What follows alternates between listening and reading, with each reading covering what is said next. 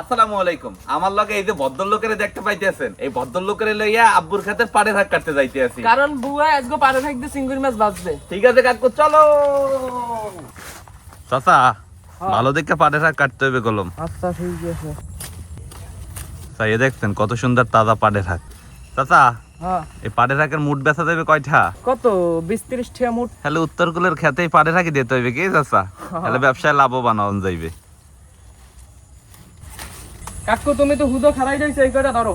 জি, এরা তার লাগবে না, ল চাচা। আচ্ছা ঠিক আছে। এ বুয়া এই পারে থাক কাটতে লই যাইছি। এতক্ষণ লাগে এতক্ষণ পাড়া শাক কাটতে? আর উনি পাড়ে থাক কাটি দেয় কসমের নান আস্তে আস্তে। ঠিক আছে, সমস্যা নাই, তাড়াতাড়ি বাঁচছিলাম মানে। বুয়া রবিন কে করে এই কথাটা কও, ঠিক হইছে। আমি বলে কাম করি আস্তে আস্তে। থাক ভাই, কইছে হাতে কিছু হইবে না, তুই আমার লাগে হাক বাস। পাড়ের হাক বাছা হয়ে গেছে, এখন এই পাড়ের হাক ধুইতে হইবে। আম্মু, পাড়ের হাক তো ধোয়াই গেছে, এখন কি করবা? এখন হাক পলতে হইবে। বউ আমি হাক পলে, তুমি চিংড়ি মাছ করো। ঠিক আছে আছেন মা।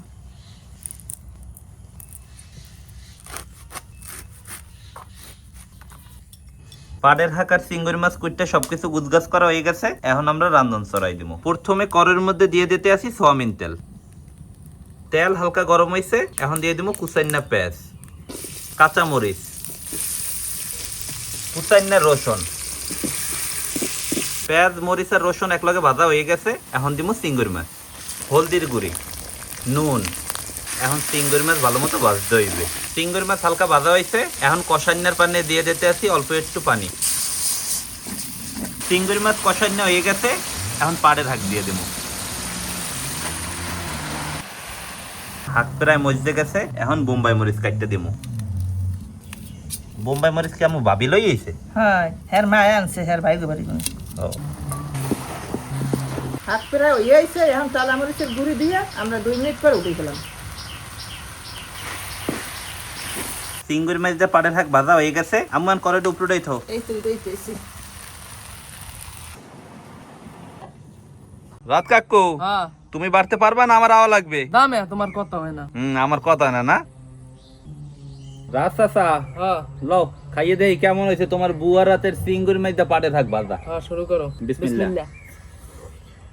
চাচা, 3 পদের মরিচ দিলাম, হেরবা তো বেশি ঝাল হয় না। ঝাল মরিচে ঝাল কম।